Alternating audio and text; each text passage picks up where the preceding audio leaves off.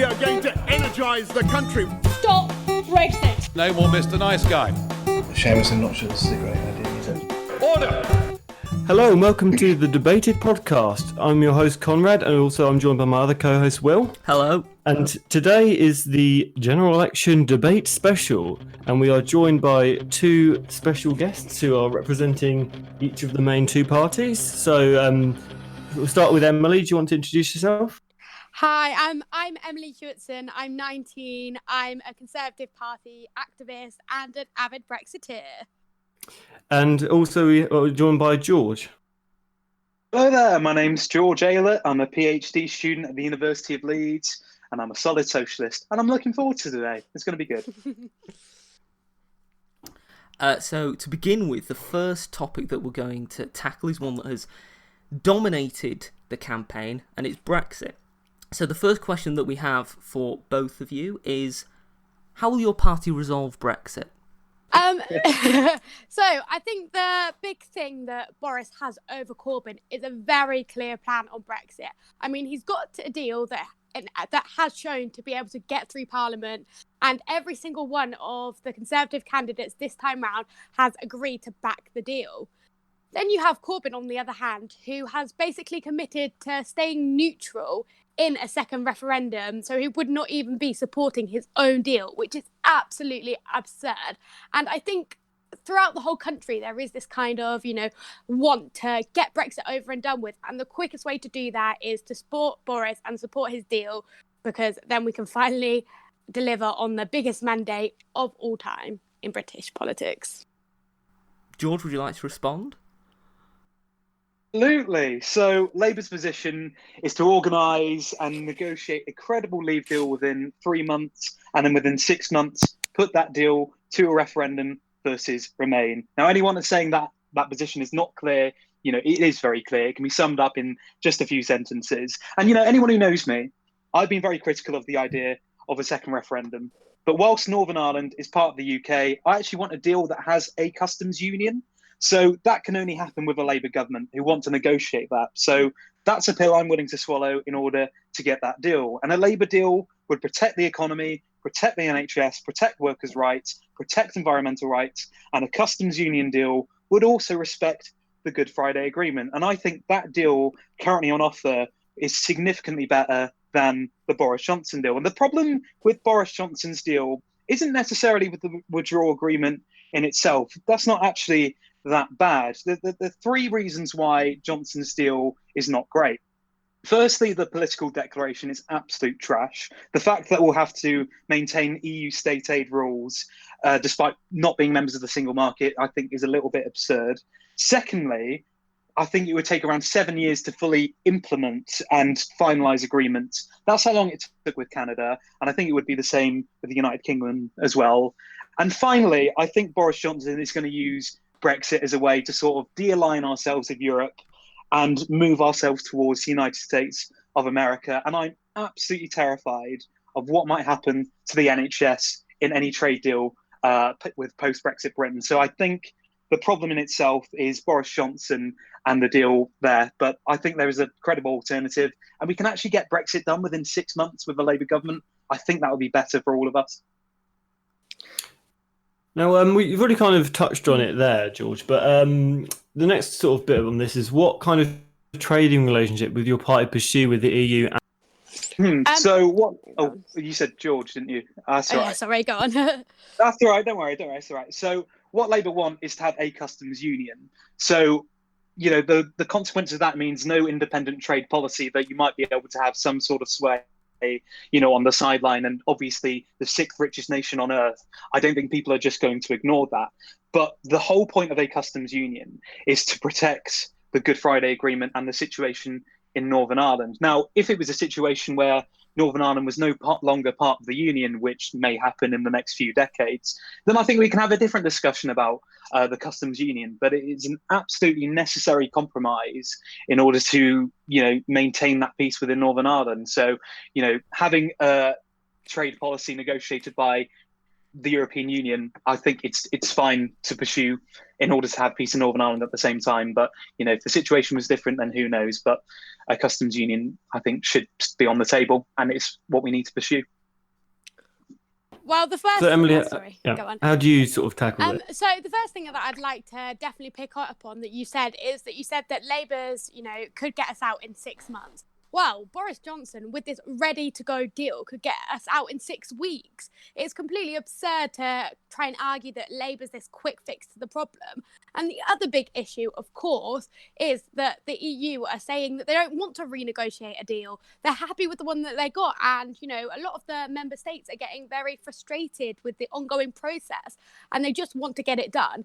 In terms of the sort of deal that we're looking for, I mean, Boris Johnson has made it very clear that he wants sort of a Canada-style arrangement, and the most important thing I think as a Brexiteer here is that he does not want any political alignment, and I think that is incredibly important. I mean the EU worked when it was simply a trading bloc, but it's become a lot more than that. It's become so politicized. Why on earth does it need a national anthem? It's not a nation. And you also say that we're trying to de-align ourselves from the EU, but how I see it is that we're aligning ourselves with the whole world equally. And I think it's very unfair in many ways that, for example, with freedom of movement, that EU citizens get priority over the rest of the world. I believe in, equality of opportunity. And I think leaving the EU will actually bring that for, all immigrants rather than just prioritising those that live within the EU. Do you want to expand free movement of people then? Because that's surely the sensible option. No, absolutely not. I think part of leaving the EU is to have a level of control over our borders. And I think the most feasible, realistic and pragmatic solution is an immigrant, is a points-based system where we can, get in the workers that we need. And I think that's the fairest way to put everyone on the same on a level field, and instead of prioritizing EU citizens, giving EU citizens priority just because of their nationality, it's absolutely absurd. We get called xenophobic for wanting control over our borders, but I think it's rather than xenophobic to say, oh, if you're an EU national, then it's easier for you to come to the UK. The solution to that is to expand free movement of people, so you give that feasible. right to more people from. No, of course it's feasible. It's absolutely feasible. Like to, the problem with can ending. I just interject a moment, Go on, George? I'd just like to ask regarding free movement. Do you think that this is something that the Labour manifesto is in favour of? Free movement of people, in the manifesto, it's talking about defending a free movement. But I think, the motion that passed at Labour conference, which passed unanimously, was to fight to defend the current free movement that we have and expand it beyond the EU. Because the thing is, I'm personally in support of that. I used to be against free movement of people, but now I'm solidly for expanding it. Because the reason why is that ending free movement only ends free movement for the working class. The richest across the world will be able to move from A to B whenever they want. And they can do that whenever they want. The problem is, if you shut that down, it shuts it down for the working class across the world. And I don't think that's appropriate. I think we should be expanding free movement of people, and I think that's absolutely right to do. But there is a point I need to make earlier about the efficiency of a Boris Johnson Brexit. You say this will be finished in 15 days or so, or 6 weeks, as you said. It won't be. The Canada-style agreements, it took 7 years to finalise. I don't think that's appropriate at all. And also as well, the European Union, Leo Varadkar has said that the European Union are open to a Corbyn negotiated deal where you have a customs union. The idea that this is off the table is absolute nonsense. And I think to sort this issue out in 6 months, where we can have that public debate, and I'll be making the case for a customs union Brexit. I hope you would be joining as well, Emily, in that referendum. But I think this needs to happen, and I'm looking forward to it. I won't be joining because there won't be one. Well, we'll wait and see in 15 days, won't we? Well, yeah, we will indeed. Now, there's been obviously Brexit has been a big issue in the election, but there are also other issues in this election that people might have forgotten Really? about. Oh yeah. But so the next sort of segment of the debate is on public services. Now, the first question in this part is, if your party won the election, how would they ensure the NHS was funded into the future? So we'll start with Emily for this one. Well, I think it's very, very, very crucial for the security of our democracy to make it fundamentally clear that the Conservatives do not want to privatise the NHS. There is absolutely no evidence, as much as Corbyn keeps drilling it into people. And what's scary is people are actually believing it. I see tweets all the time like, do you want a USA health system? And they get millions and millions of interactions and retweets, and it's very, very damaging for Labour to be feeding this false news. And I think it's also important to look at the Conservatives' record on the NHS. If they really wanted to privatise it, then they would have done so in the last 9 years of government. In fact, 84% of private finance initiatives within the NHS projects were started by Labour, and NHS spending has gone up every single year in real terms under the Conservative government. So the idea that they want to privatise it is absolutely nonsense. And I think that it is so important to emphasise that point. Right, let's actually do look at the Conservatives' record on the NHS. That'd be fantastic. Yes. So you talk about funding. It's 1.1% increase rather than historically around 3%. We've got the longest waiting times in history right now. We do have creeping privatisation, and the 2012 Health and Social Care Act helped cause that privatisation and the expanding market within the NHS. Chronic underfunding as well. That is not enough, 1.1%. It needs to be much higher than that. And Jeremy Corbyn was right this morning to show the country the redacted documents where the UK has had 6 secret meetings with the United States. What does Boris Johnson have to hide? He is going to sell off our NHS, and I'm absolutely terrified. This is not a game anymore. I think this election... George, if I could just hold on. interrupt you. This election... Go on. I was just going to say that regarding the documentation, I think it is fair to say that in the documentation there isn't anything specifically about selling off the National Health Service. Just to be completely fair, in case any of our listeners haven't heard or haven't read the reports. So the claim is perhaps that, we'll be selling off the NHS is perhaps not included in those documentations. Please, go ahead. 6 secret meetings, it's 584 pages or so. I'm not expecting all of your listeners to have read it within a few hours on that, of course. But, I am absolutely terrified about the future of NHS under the Conservatives, as we've seen over the last 9 years and their poor voting record. So what Jeremy Corbyn wants to do, he wants to invest £26 billion more into the NHS. And Emily, you made the point about PFI. Thank goodness we had politicians like Jeremy Corbyn at the time saying that PFI was a bad idea. And now the Labour Party want to set up a fund to deal with PFI debt, which is absolutely important. But if anyone's going to be trusted with the NHS, it's not the Conservative Party. They've got to be out of power. We need that Labour government. We do. Sorry, I'm very glad that you actually brought up the documentation that Corbyn published today. I mean, we all know it was a big PR stunt. It was intended to be published at the end of an election to be like a big blow. But after that car crash interview with Andrew Neil last night, where basically the extent of anti-Semitism and the way that Corbyn would not apologise was completely exposed, he thought, I know the perfect solution. I will claim, once again, in a completely false way, that the Conservatives want to sell off the NHS. So let's have a look at a page from that document. Page 53. We do not currently believe the US have a major offensive interest in health insurance space. And the overall picture that was made out in this documentation was basically that the US want to continue their existing market access, but have no interest in expanding it further. So basically, all the claims that this is a big kind of exposure of the Conservative Party about how they are secretly selling off the NHS is completely blown out of the water, and it is a lie. It is propaganda, and it is not true. If I might just come in for a moment, sorry, George. I just think it's important regarding what Emily has just said. But isn't it also true, Emily, that one of the things that was discussed was the possibility of, well, it wasn't exempted from the documentation, the possibility of raising the prices of drugs. Now, how would that benefit people in the United Kingdom who need these drugs if the drugs are at the hands of American corporations that could raise them to an extent where these life-saving drugs are out of the hands of ordinary people? Right, so this is a different point at hand. The point that Labour were trying to raise was fact that, which is completely not true, as I really, really want to emphasise, that this proves that the Conservatives are trying to sell off the NHS. That is not true. This point, however, of course, needs to be looked at.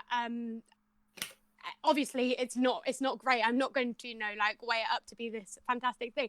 That is absolutely not the case. But that is not the same. Even if it was completely true and it happened, that is not the same as the Conservatives selling off the NHS. It is just completely different. And also, I think it's important to mention that Trump himself has said he's got no interest in sort of buying parts of the NHS. So for Trump, the US He said it has to be on the himself, table. Well, he said on LBC in a more recent interview with Nigel Farage that he has no interest and he wants to focus on US healthcare and it won't be on the table. So I guess it depends which word. But personally, I'm going to take the more recent one, backed up by this document. I don't trust Donald Trump. Shock horror. I don't think many people in Britain actually trust Donald Trump, actually. And I think many, even in the Conservative Party, don't trust Donald Trump. But Will, your point was really interesting. And I think, about drug pricing, etc. I do think, when Jeremy Corbyn announced at Labour conference that we'd be setting up a state pharmaceutical company, I think that was such an important thing to do. I think, rather than having multinational corporations having so much control over, drugs and drug prices, etc., and people who are suffering from horrible conditions who might not be able to afford to deal with it, and because what was that drug in the United States of America? It's cheaper to go to Canada and back in order to get it. Anyway, Bernie Sanders made a big deal out of it. I think having a state pharmaceutical company to deal with this is going to be so important, and actually abolishing prescription charges as well. It's going to make such a difference to so many people, and that is the positive alternative. £26 billion more for the NHS, a state pharmaceutical company, and scrapping prescription charges, as well as scrapping NHS parking charges as well. I think they're all positive. Compare that to the last 9 years, longest waiting times in history, creeping privatisation and chronic underfunding. That's the choice on December the 12th for the NHS, and I'm really looking forward to make that case over the next 2 weeks or so.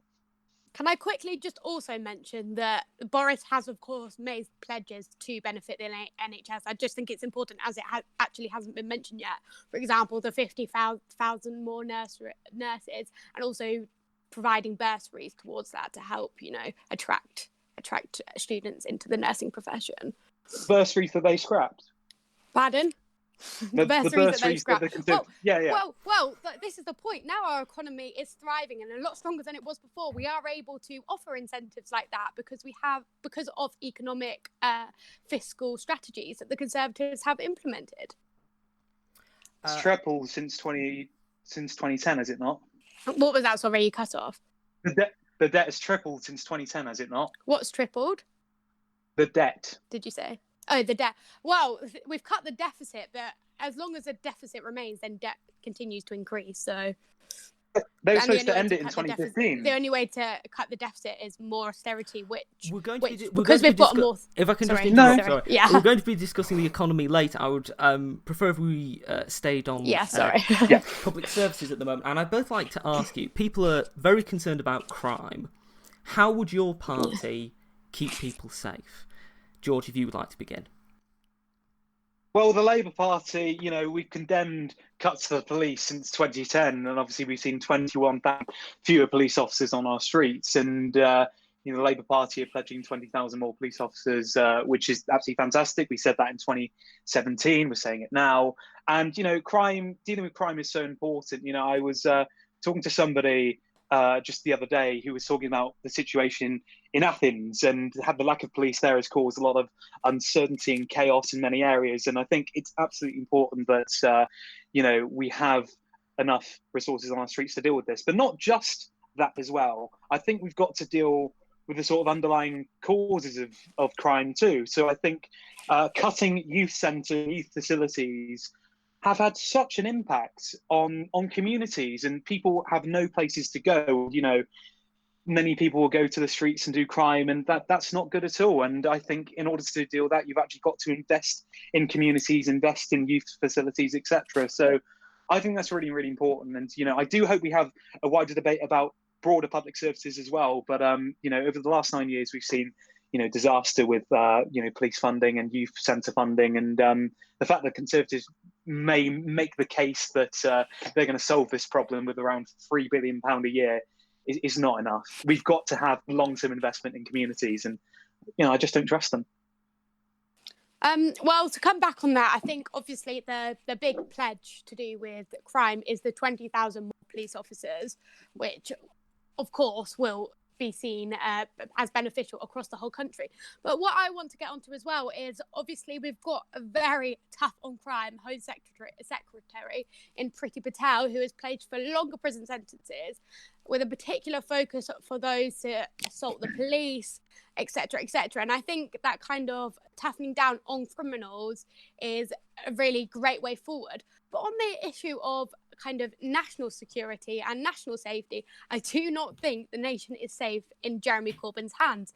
For example, when asked what he would do if he was in the situation with the former ISIS leader, he said he would opt to arrest him. The guy was wearing a suicide bomb vest. How can we trust a Prime Minister that would not even use lethal force against someone who has killed and destroyed the lives of thousands of people? It's just absurd. The Conservatives have always been the party of law and order, and I think that is something that Boris will continue. Evidently not international law, though. I think international law does need to be followed. And I think where possible, where you can arrest somebody, you've got to try and do that. And obviously, it's got to be done case by case. But, I would rather put people on trial if you can do so than do that. And I think we shouldn't be willy-nilly with, airstrikes and whatnot. But, the point about national security as well, I think you're making the case that Jeremy Corbyn is a threat to national security. It's absolute nonsense. The army right now under the Conservatives is at a dangerously low level. I think a senior general said at one point, if the army gets below 74,000 or 78,000 people, then it's real cause for concern.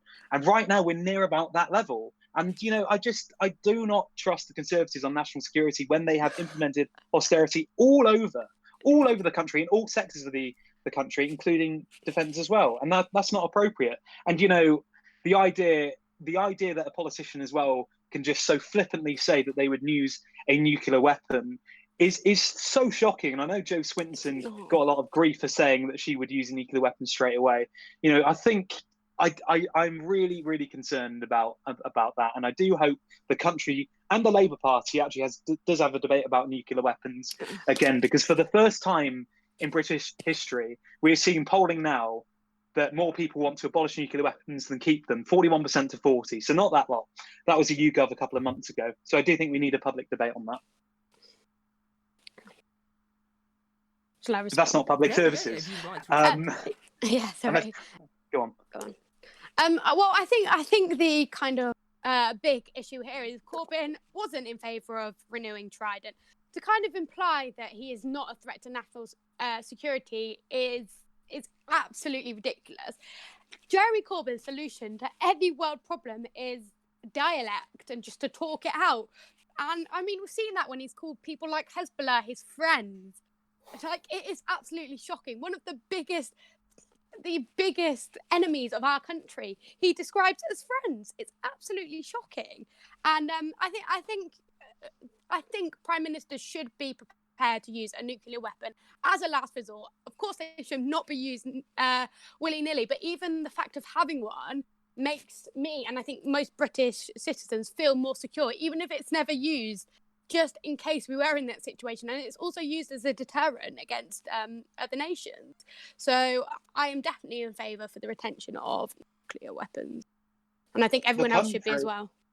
Well, the country, for the first time ever, according to that poll, 41% want to abolish nuclear weapons, 40% want to keep it. And I do think personally, it's not the Labour position to scrap Trident, but I do believe that Trident should be scrapped. I think it is a waste of money. Well, I would love that. I would love that to be in the Labour manifesto, but it's not. I would love it to be. And I do hope the Labour Party have a discussion about this, because we can win the argument on this. Even people within the Conservative Party, Michael Patillo and Dan If I Hannan, can they just said that Trident is a waste of money. George, if I could just interrupt for a moment.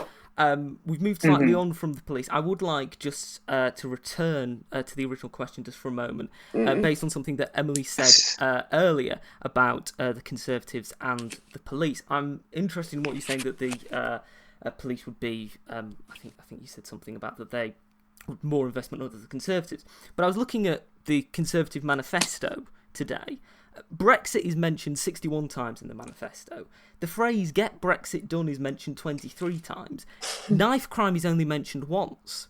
So my question is, if your party is really serious about tackling, for example, knife crime, which is one of the biggest that's seen spiked up recently, why isn't there more mention of it in the manifesto?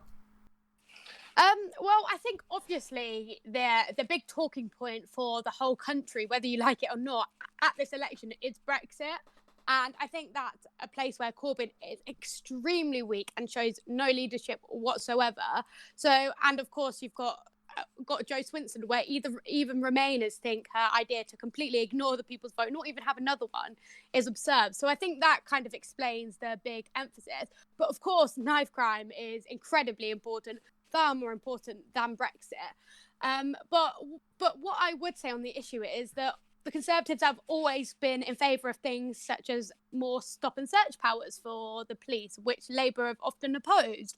So I think the Conservatives will always be the party of law and order. Another example is how Labour were against the knocking down of criminals that are on motorbikes by police cars, whereas the Conservatives were, put their force behind the police force. And again, the Labour showed not to stand with the police on that issue. And I think the Conservatives are the one that are the party of law and order, and that is something that Labour have consistently shown that they're not, and they want to give criminals the power instead of the police. What? No, what? Blimey. I mean, Emily, I've got a question. Yes. Do you think cutting 21,000 police officers and 760 youth centres has helped deal with knife crime, yes or no? No, I do not. But the reason that it had to be cut was because the economy was in such a dire state. And now, with this investment, we are going back to the same levels that we had before, back in the Labour government. So we are basically, now we've got that good economy behind us, we can reinvest in our police force. We will talk about the economy later, and I'm looking forward to that. But I mean, yes, that's going to be very good. But knife crime, hundreds of families' lives have been ruined by this, and 21,000 people. If you go back, if you say to a family, you said, "Oh, what you just said right now," I think that's not enough. It's a mistake that they cut 21,000 police officers and 760 youth centres. The damage has been done to so many people already, and that's heartbreaking for so many. Absolutely, it's so heartbreaking. But let's remember that knife crime has plummeted under Labour's Mayor of Khan in London. What are the statistics there then? What are the numbers? I actually don't have the numbers in front of me, but it is a fact that knife crime has risen under Khan. Numbers, though? What are the numbers? Do you want me to find them? Please. And whilst we're on it, I do think we should talk about other public services as well. And I'm sure Will is probably moving on to that, or nudging us onto that. Go on, Will. I was just about to ask, given that education is something that is absolutely vital to the country, what would your two parties do with the education system? How would they improve the education system? Emily, if you could start on that. Okay, so I think... So, obviously, with the Conservative Party, we are investing back into our schools. We can do that because, like I said before, we've built our economy back into a stage where that is possible. And the other thing we are doing is we're also empowering apprentices. For example, cutting national insurance for apprentices that are under 23. And we're showing that university isn't the only route, and there are other options that should be accessible to all. I agree. That would be, yes, of course. Half of young people don't actually go to university. They go on to either full-time work or apprenticeships, etc. And I think it's absolutely important that we invest in that. But also those who do make the option to go to university, The abolition of tuition fees, I think, is such a good and promising policy. I mean, it make a huge difference to me personally as a PhD student. So I currently get 25.7k over 3 years. Half of that goes straight on fees, half of that goes straight on rent, and now I've got to work alongside that in order to get food, etc. Abolishing tuition fees would make such a huge difference, not only to PhD students, but also other postgraduate students and undergraduate students. I think the idea of an education system from cradle to grave, free at the point of use, I think is absolutely important. I think it's so much better to have that than a bureaucratic system like Student Finance England. I think anyone who has Student Finance England who has to go through that bureaucratic mess, they realised how shambolic it can be.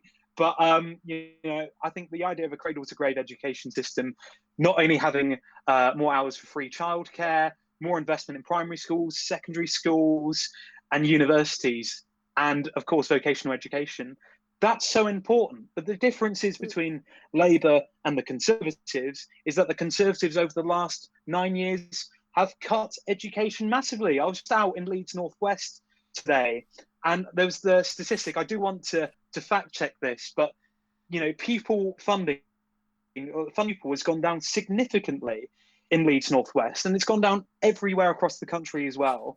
So I don't trust the Conservatives to deliver that. When we had the last Labour government, which did many things right on public services, in fact, that is where the Labour government's excelled, on public services, we saw record investment in education, and I think we need record investment again. Well, it's all look great investing, but what happens when the money runs out, which it did under the last Labour government? Anyway, I just want to pick up on your point of student fees. Well, I mean, the Chancellor was left a note saying there is no money left, so take of that what you will. Anyway, so of course, let's talk about Conservative policies, 400 million into education for 16 to 19-year-olds.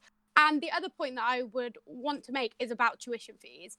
I think it is very dangerous to keep emphasising that tuition fees are impossible to pay back, or the student loans impossible to pay back, because it is putting less advantaged people that are capable to go to university off from going. And it's a very dangerous rhetoric. You do not have to start paying it back until you are on 23,000, and most people do not even end up paying it back. So I think it is a very, very dangerous road to go down. And in terms of students generally, I think Labour are doing some policies that would massively affect students in a negative way. For example, the £10 minimum wage or 0-hour contract. Students, while studying at university, often like to get jobs, for example. 0-hour contracts suit students far more. I mean, I've benefited from it. I know many of my friends have. So I think it is very kind of important to emphasise the fact that 0-hour contracts are very good for students. And the other thing that I'd like to say is clearly the Conservative education system is working, because unemployment has gone massively down. 3.5 million people, more people are in jobs since 2010. And on top of that, unemployment for young people has halved. If that doesn't show that the Conservative education and employment system is working, I don't know what does. Because they changed the definition of what employment is. I believe it's around 1 hour a week is what they changed the definition for employment for. And, that's absurd. Technically, I was employed and I am employed at the moment, but I'm not. I'm literally doing a bit of part-time work alongside, my studies. And hold on. But the idea that I would count towards the national statistics that I'm in, when you talk about unemployment, you make it sound like secure jobs for everyone. Obviously not for me. It's just part-time work alongside my studies. I don't want to be part of that statistic there. Hold on. I might just be able to interrupt a moment. It's just relating to your point. Would you suggest then, George, that Labour's argument is more about the quality of work rather than a prescript time to classify as work? Well, I don't think it's a binary choice there. I don't agree with that choice. And I think it's about, if you are talking about employment or unemployment figures, I would normally think about that as full-time work alongside whatever. But there are a few points I do want to pick back on Emily, actually, because I think, the idea that students would be the worse off under a Labour government, I think is one of the most absurd things that I've heard today. Restoring student grants. I was one of the last few students to actually get student grants, and it made such a huge difference for me. Getting that money unconditionally that I could spend on rent and food, etc. That made such a huge difference to me. And abolishing tuition fees for a PhD student would make a world of difference. And it's all. And you talk about most people not paying it back. I think it's around 74%. Well, if most people aren't paying it back, then what's the point of having this bureaucratic system when we could just have universal education? I think that would be a lot better. And a £10 living wage for all workers. The idea that you think that someone having a job on £10 living wage, whether they're 16 or my age 24 as a PhD student, that they would be worse off. I think that's absolutely absurd. We need to have higher wages. Why would people? About the high wages. I'll make 2 points if I may. First of all, higher wages means everything else will just go up in price. So it completely defeats the point. And secondly, if everyone for the same job is paid the same, so for example, a shelf stacker at a supermarket, if a 16-year-old is paid the same as a 40-year-old, then inevitably, if an employer is looking at these two candidates and one's 40 and one's 60, who are they going to give the job to? If they're both on the same, if they're both, being offered the same wage, who are they going to give the job to? The Conservatives were the party of aspiration, were they not? Yes. I thought you were saying that. I mean, that's very exactly. So give young people a step up. Give young people a step up. The only way that young people are going to get into jobs is by having a staggered system for wages and not paying them poverty wages. The idea that the living wage. The whole point about the living wage is that you have enough to live off, and I think that's absolutely right that we have that. £10 an hour by 2020 will make life so much better for people. And if I may, please, if I may, please, Emily, please, thank you. In-work poverty has skyrocketed over the last 9 years. We've seen food bank use go from tens of thousands to around 1 million food parcels right now. And a main factor of that is because in-work poverty exists right now. 0-hour contracts use has skyrocketed as well, and that's also contributed to that. It's not good. You cannot have a sustainable economy where you have insecure work and poverty wages. We should all have wages that is enough to survive off. I think that's not controversial opinion, and most people would agree with that. It's time to end poverty pay. It's a disaster. If I may interject just on that, I mean, you've kind of preempted what the next sort of section was going to be about, a question on jobs, and you've kind of already discussed it. I think you're getting ahead of us in this stage. But just on the question of sort of jobs and pay, I want to go to what Emily's saying about sort of £10 an hour minimum wage. Now, in the Conservative manifesto, there's a promise for a £10.50 minimum wage. Obviously, it's slightly longer time to get there. But how do you think this sort of differs from Labour's plan? Well, to be honest, I don't like the rhetoric of raising the minimum wage, and I'm not really going to defend that because it's something I don't agree with, because it is completely pointless. I mean, at least Boris is trying to do it in a more realistic timescale, for example, so it's more sustainable, etc. But I just don't believe in raising the minimum wage. And the reason for that is because it is a pointless process, because everything else will just go up. If people are earning more, businesses are going to look upon that and think, you know what, might as well, put this out for more because people can afford more expensive things. It just does not make any sense to me. And I really don't understand that concept. It's more complicated than that, though. Well, not really. It's more complicated than that. No, because... No. Go on. Go on, Emma. So just a question. So if wages go up, do prices of things go up? Yes or no?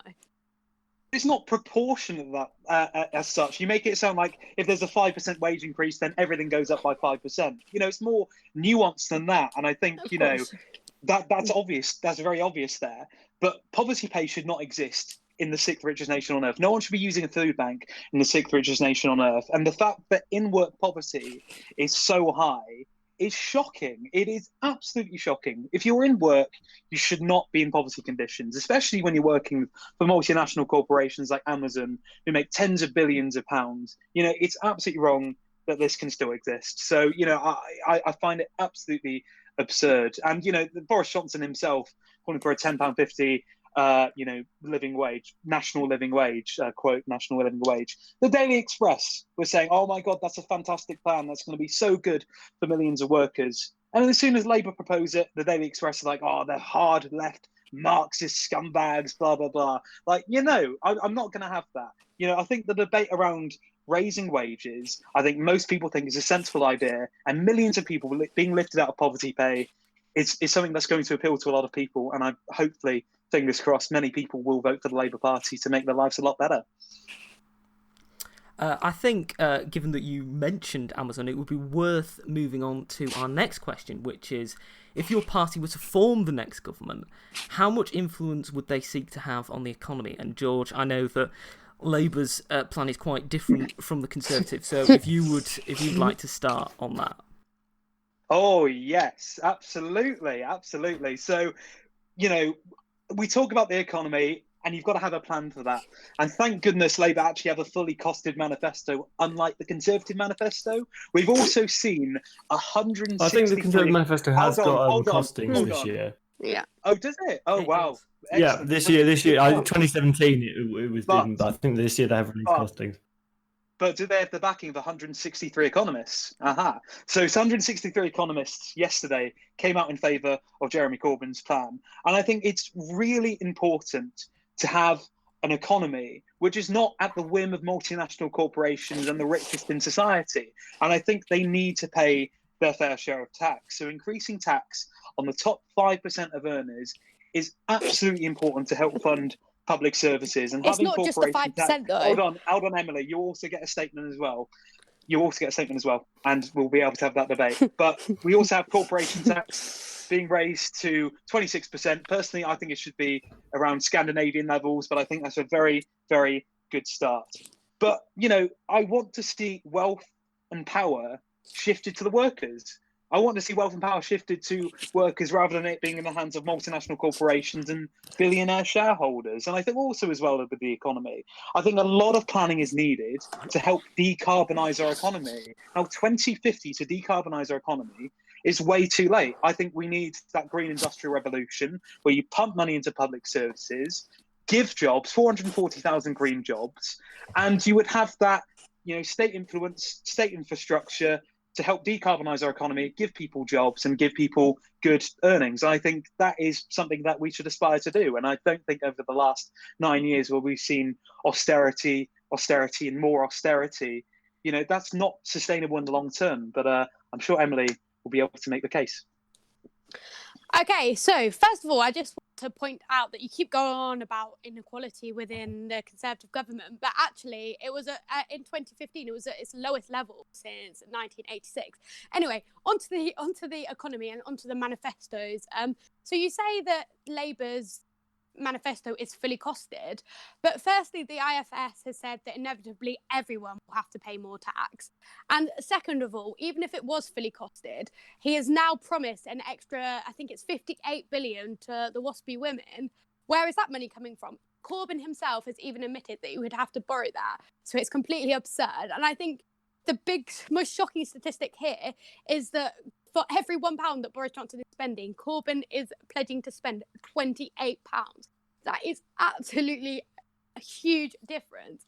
I think Boris, with this manifesto that I have supported more than any other Conservative manifesto since I've been interested in politics, it's got the perfect balance between spending and also tax cuts. For example, a tax cut for 31 million workers. I mean, you keep talking about empowering workers.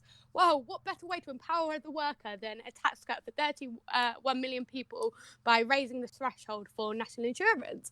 And I think Boris has, pledged to invest more into welfareism, and the Conservative policy in general has always been to have a strong economy to then be able to fund public services. And I think that is far more sustainable than just constantly pumping money into public services until eventually that money runs out. I mean, that's not how it works. Money doesn't just run out. That's not how it works. But I'm so glad you raised the issue of the WASPy women. The WASPy women, as well as young people, I think are going to be the kingmakers in this election. And, just for people who don't know about this issue, so the coalition government changed the pension age from 60 to 66 with a lack of warning for women born in the 1950s. And WASPy women have been hit so hard by this. And they've struggled financially. Many people have had to sell their homes. Many people have gone into even more financial hardship. But WASPy women paid for these pensions. They were robbed by the Conservatives and the Liberal Democrats, and they are owed it back. And they went to a court case, and unfortunately they lost. but I think it's a moral duty to correct this injustice. Now, the costing of that is 11.5 billion a year over 5 years. And John McDonnell said that would be paid out of from normal taxation and treated in the same way that if that court case was lost, then we would be treating it in the same way there. Now, you say 11.5 billion a year over 5 years is you will bankrupt the economy, I think you tweeted. We spent £8 billion on no deal preparation.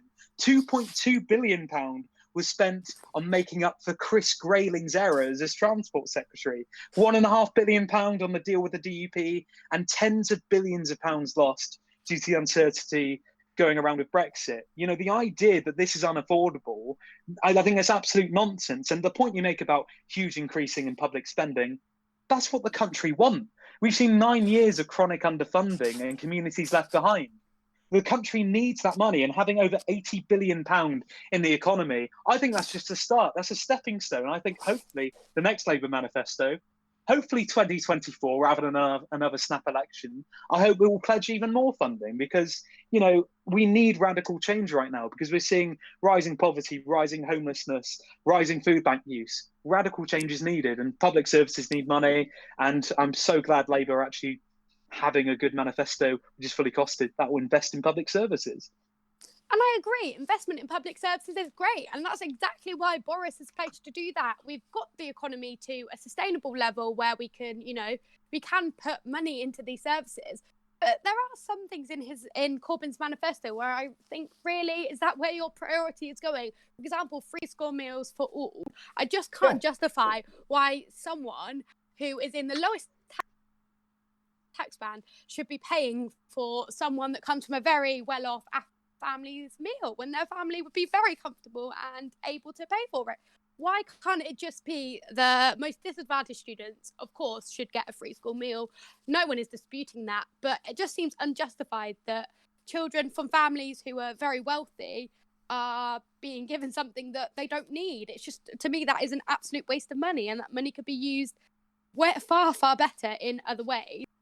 Well, the richest would be paying more taxes, and I think the whole idea of having free school meals for everyone is to end the stigma around having free school meals. Many people from very, poor backgrounds are not adopting or having their free school meals because there's a whole stigma behind it. Having free school meals for everyone, I think ends that stigma, and you have school children from all backgrounds joining together, having a meal together. I think that's really positive to do, rather than have the stigma of a family from a low income background not taking up a free school meal because, there's many reasons why they might not do that. But the idea that free school meals would be a big damage to the economy is absolute nonsense. But I noticed you haven't said anything about the WASPy women.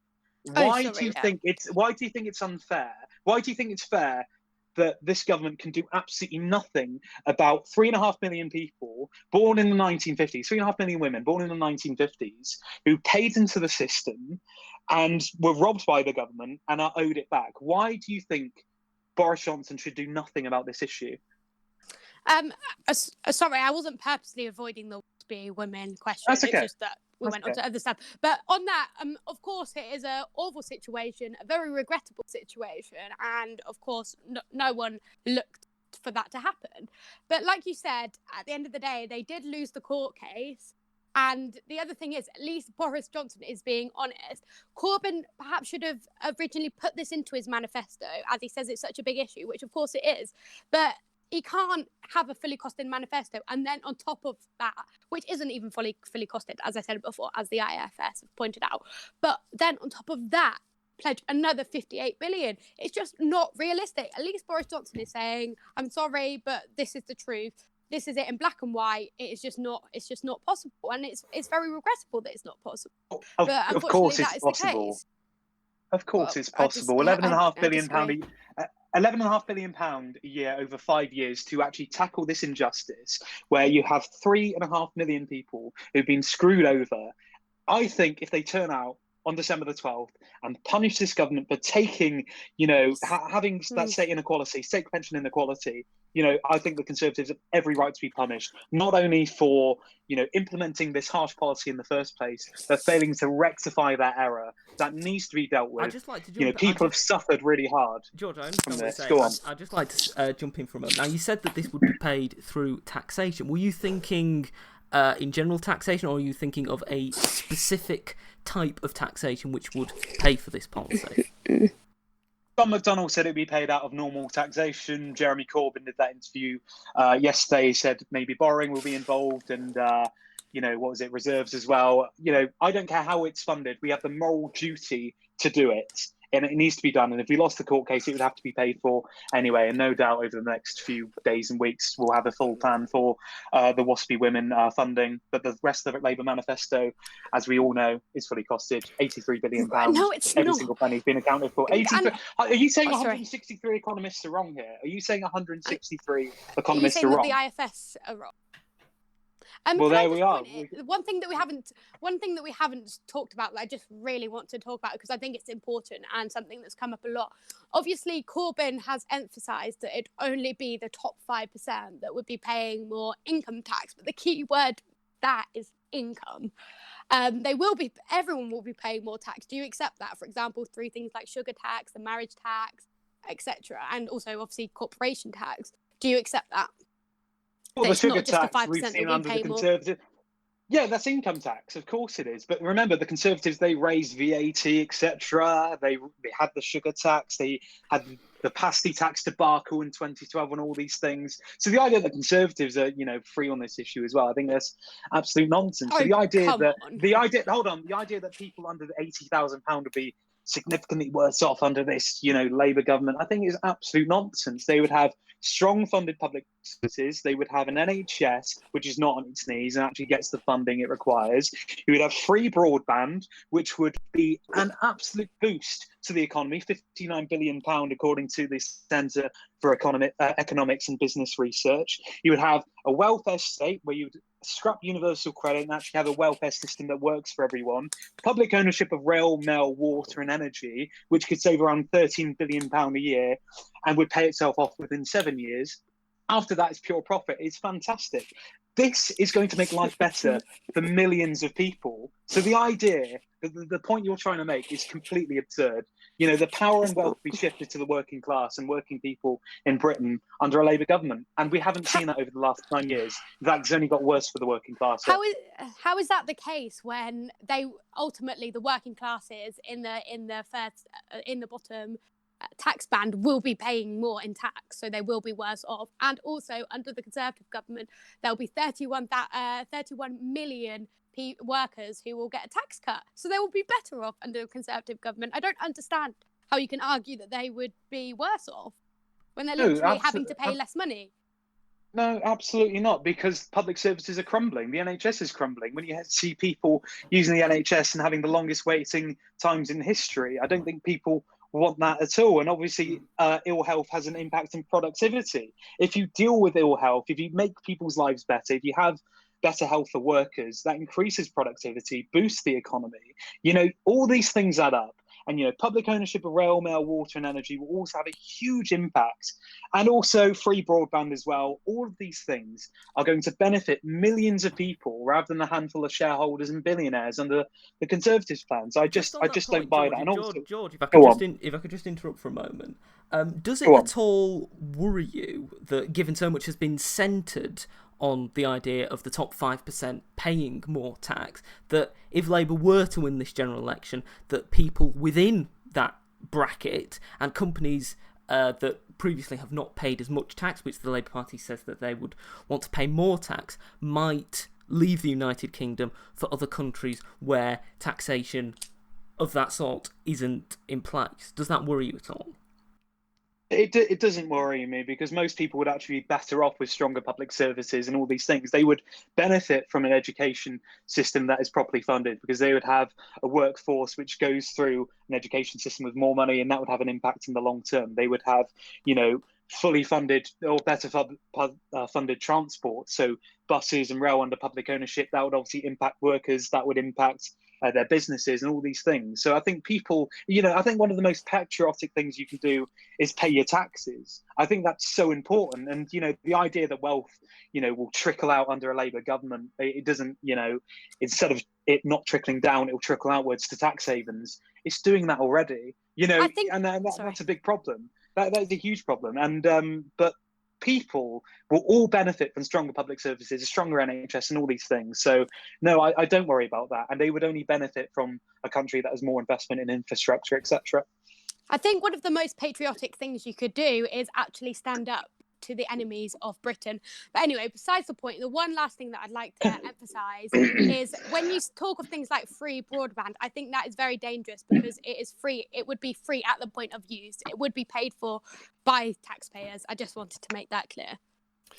Now, we've had a Yes, good absolutely. conversation And it on would the be- economy, and I think you've both got your points sort of across very well. You're coming from different sort of world views entirely.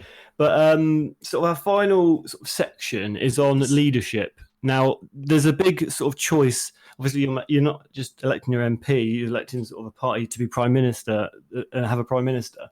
Why do you think that your leader is the best person to be Prime Minister out of the two likely candidates? Start with you, Emily. So first of all, I think Boris has, which a lot of previous Conservative leaders haven't had, is a liberal attitude. It's ridiculous that people talk of the liberal wing of the Conservative Party is being moved away, is being isolated. That is absolutely not the case. We've got a Prime Minister, a Conservative Prime Minister, that stood up for gay rights, spoke out in support of gay marriage before it was even popular, voted for the Gender Recognition Act, voted to repeal Section 28, massive on animal welfare. He is very, very liberal, and I think that's very exciting. In terms of leadership, Boris Johnson is undoubtedly a leader. I mean, he's proven himself as London mayor, and he just has a way of bringing people together. On the other hand, you've of course got Jeremy Corbyn, who is little more than an activist. I mean, it is genuinely shocking that Jeremy Corbyn could not even win against the worst Conservative leader we've ever had, Theresa May, and he still lost. And I think it's actually frustrating from my point of view, and I'm not even a Labour, obviously I'm not a Labour member. I think what's frustrating from my point of view is it's actually boring when you just have a leader of the opposition that's never going to win and is just so ineffective. So, George, you'd like to come back on why you think Corbyn's the best? Sorry. I mean, I think I'm glad the Conservatives are being very complacent. They might be in for a shock within 2 weeks' time. But, I'll do my statement on this, of course. There's a leader, who I genuinely admire, respect, and I want to see in power. Jeremy Corbyn is someone who shares my values, promoting socialism, ethical foreign policy, workers' rights, public ownership, high wages, strong public services, standing up for young people, protecting elderly people, wanting affordable housing, saving the environment, and tackling social injustices. And he's consistently been on the right side of history, from his opposition to the Iraq War, promoting LGBT plus rights for decades when others were silent, opposing austerity, and so much more. And he's made it clear. Well, Emily, I will get onto that, and please, we were going to have a discussion on that, please. And we will discuss this in detail. But can I finish my opening statement, if that's okay? He wants to make it clear that we don't want to live in a society of rough sleeping, food banks, and rising poverty, and that there is a genuine alternative. When I'm knocking on doors, I'm seeing people, who've been broken by the coalition government, and they want to see an alternative. And, the thing about Jeremy Corbyn is that I genuinely trust him, and trust is so important in politics. And I've met him a few times, and he's genuinely one of the nicest people that I've ever met. He genuinely wants to listen to people. Now, he's a different style of leader, I'll give you that, but that's the reason why I like him. Now, compare and contrast that to Boris Johnson, who's a serial liar who only cares about himself. Only one of the two people who are the main leaders of the political parties is fit to be Prime Minister, and that's Jeremy Corbyn. I think it's absolutely shocking that you describe someone who many would call an anti-Semite as someone that's fit to be leader. What about the Jewish communities? What about the fact that the chief rabbi has made an unprecedented move of commenting on the election because the anti-Semitism is so rife within the Labour Party? They are not fit to govern. They're supposed to be the party of minority groups. It's absolutely ridiculous. Jeremy Corbyn has not proved himself to win anything throughout his whole career. What makes you think that he could ever win a general election? He's completely unelectable. Right, I'm going to make this, and interruptions here, please, and you course, can sorry, have yeah. your long point afterwards. Of course. This go is on. so important, and I think it's absolutely right that we're talking about racism in this debate, and it's so important that the political parties stand up for minority groups. And now, what Labour are doing now, they started off slow, but what they're doing right now is doing more to stamp out the poison that is anti-Semitism compared to the past. So cases are being dealt with now 4 times quicker under this General Secretary compared to the last General Secretary. There have been reforms to internal processes to streamline disciplinary action, and we've adopted political education. I think political education is going to be so important to deal with this, and it's been rolled out to inform people what anti-Semitic tropes are and how to stamp it out. And myself, what I've done, I've called it anti-Semitism in Labour. When I was chair of the whole University Labour Club, I made sure there was a workshop on tackling anti-Semitism and proposed motions condemning anti-Semitism, which passed. I was calling for the adoption of the IHRA definition to be adopted long before other left-wing activists were doing so. And I've used my platform, which I'm very, very lucky to have, to call it out, and I will continue to do so. But if I can say this, please, being an anti-racist activist means calling out racism wherever you see it, not just when it's politically convenient. And that means calling it out within your own party, as well as other parties and wider society. And I really do need to raise this with you, Emily, because going through your Twitter on this issue was deeply concerning. You have never condemned anti-Semitism within the Conservative Party, from Suella Braverman's comments about cultural Marxism, Patel's comments about North London elites, and Jacob Rees-Mogg's attack on George Soros, and the total number of tweets you have done about institutional Islamophobia in the Conservative Party is 0. If you are an anti-racist activist, then why haven't you used your platform, which is a large platform, to call out racism within your own party? Okay, so just to respond to that, I have actually retweeted tweets that call for an investigation into Islamophobia in the Conservative Party. I completely support that. So obviously your search didn't pick up these kind of retweets.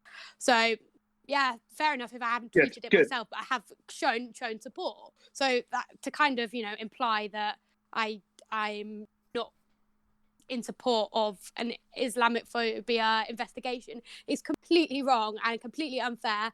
And you've referenced as one of your examples, Priti Patel's comments. How were they anti-Semitic? I think that is so unfair. And so, yeah, sorry, can you just explain how Priti Patel's comment was anti-Semitic? Because I really don't understand that. Well, many Jewish people were saying it was a dog whistle. North London elites could have been used as a dog whistle. And, there was no clarification or apology on that issue. But what about Suella Braverman's comments about cultural Marxism and Jacob Rees-Mogg's attack on George Soros? What about them? It would be great if you could condemn them.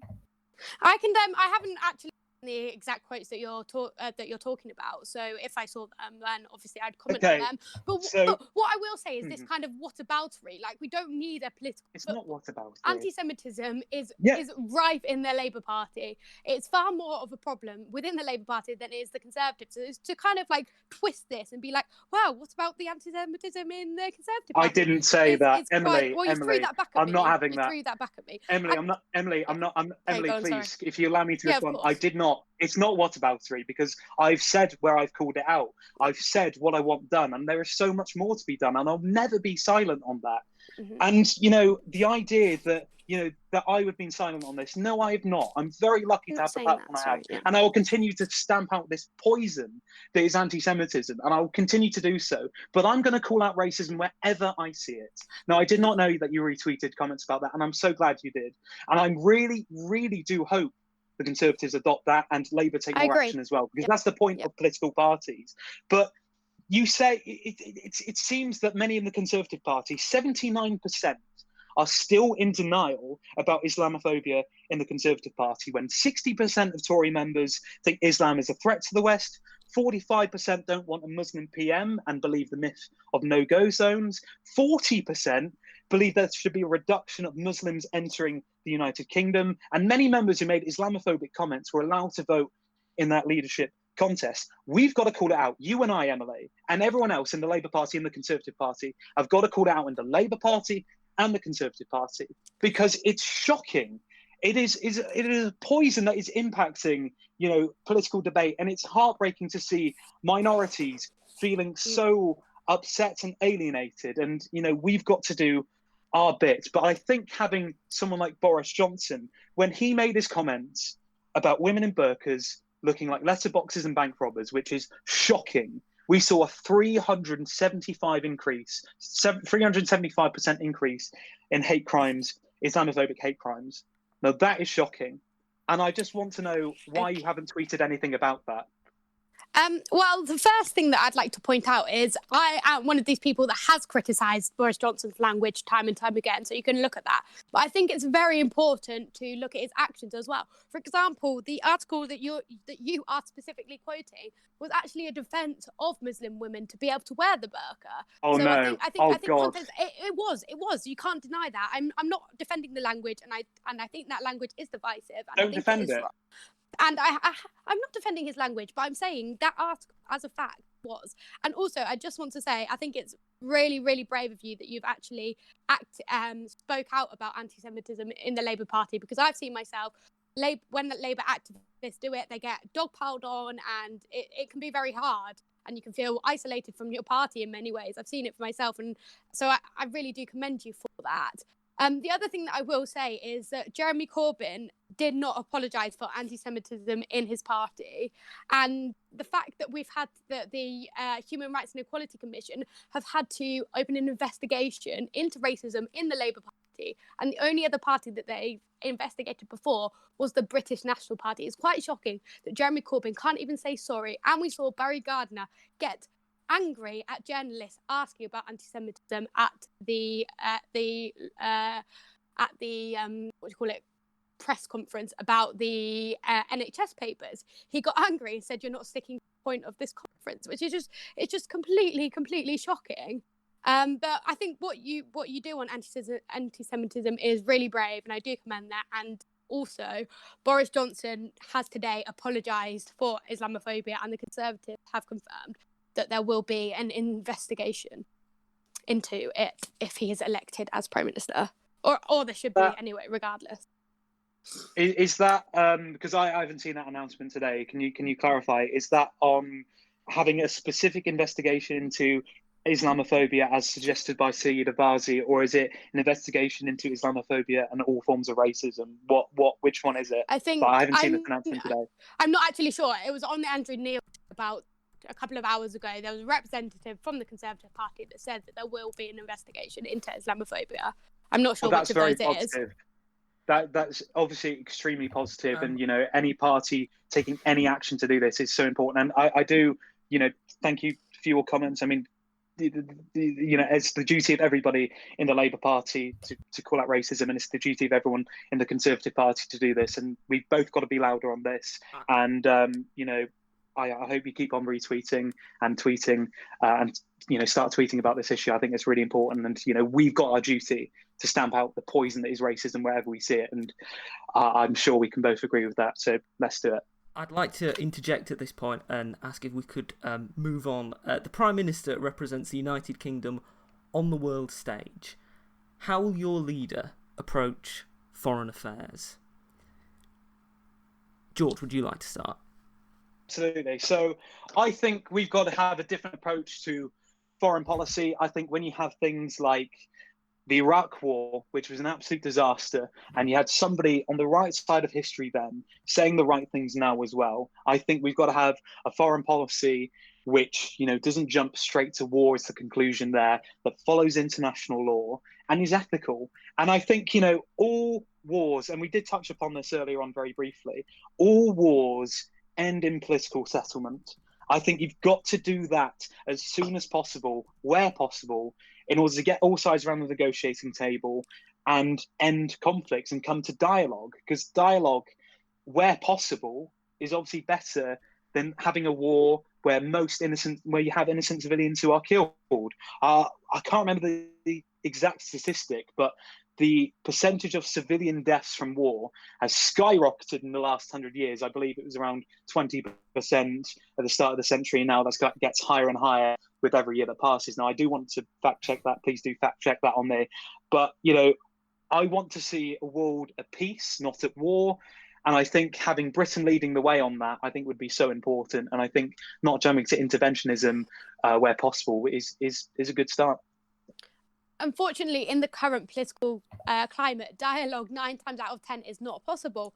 Obviously, in a lovely world with rainbows and happiness, we'd all sit around the table and sort out our problems, but it's just not realistic. And I think when you've got the terrorist organisation like Hezbollah endorsing Jeremy Corbyn, it's absolutely shocking. I mean, he even called them his friends. That approach to foreign policy by befriending enemies of this country is absolutely absurd and quite frankly disgusting. I think the Conservatives have normally got it right on foreign policy, and I think we are good at teaming up with our allies to keep those special relationships. And I think generally the Conservatives have a firm but fair foreign policy, and that's been shown throughout history. Now, we're just coming to the end of the podcast now.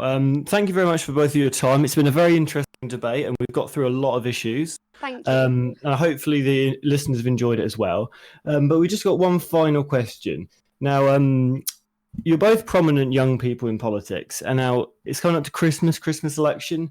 So in the spirit of Christmas, let's find out what we've got in common and talk about what you have in common with each other and sort of say something nice about each other, I guess. Well, like I was saying before, I think the calling out of anti-Semitism that you've done is really commendable. I know that could, be a daunting thing. And I think the way that you've done that is really commendable. And this is something that I say about all Labour activists, young Labour activists. I really commend the way that Corbyn has managed to get so many young people engaged in politics. One massive positive. And I think it's just so important that all young people have an opinion, whatever opinion that may be. And I think with the likes of young Labour activists like yourself and young Conservative activists like myself, we can kind of work together to get more young people involved. And I think that's very important. And I think you've been really good at doing that. Thank you, Emily. That's very kind, and I've really enjoyed Merry this Christmas. debate. Merry Christmas indeed. Thank you. Hopefully it'll be a socialist Christmas, but we'll wait and see. But no, thank you. I've really enjoyed the discussion tonight, and I think young people should be involved in politics, whatever their political persuasion, including the Conservative Party. I hope people listen to this debate tonight, listen to your opinions, whether they agree or disagree with your opinions, or agree or strongly disagree with my opinions. I hope they listen to this, get on board, and I hope people are registered to vote. And of course, we'll be voting on December the 12th. And people, not just voting in elections, but getting involved in political parties as well. I think no doubt people listen to your point of view, they will agree with you. And, it'd be interesting to see if more join the Conservative Party because of your platform, or, join the Labour Party because of the many activists who work in the Labour Party as well. But, I think it's been a fun debate. I think we should have more debates like this. Yeah. And I look forward to the future of the Debate podcast, indeed. And on that point, actually, I think we have shown that you can have at times intense political debate without name calling, without hating each other. Like, what I think. Oh, sorry, my microphone just fell out. I think you're a really nice guy, and we might disagree completely politically. And I really hope that Corbyn doesn't win. But I think you're a nice guy. Thank you. I think you're very nice as well. And I hope Boris Johnson gets battered at the ballot box on December the 12th. Well, let's try and end on a positive note. Well, thank you for listening to the podcast. It's been a great debate. We've very much enjoyed it. We hope you've enjoyed listening to it. If you would like to follow us on Twitter, you can do at The Debated Podcast. You can like us on Facebook. You can subscribe on iTunes, Spotify, Spreaker, and YouTube. And if you would like to comment on this debate or would like to appear on an episode of the podcast, you can email us at thedebatedpodcast@gmail.com. Thank you for listening to this episode. I hope you listen to the next one.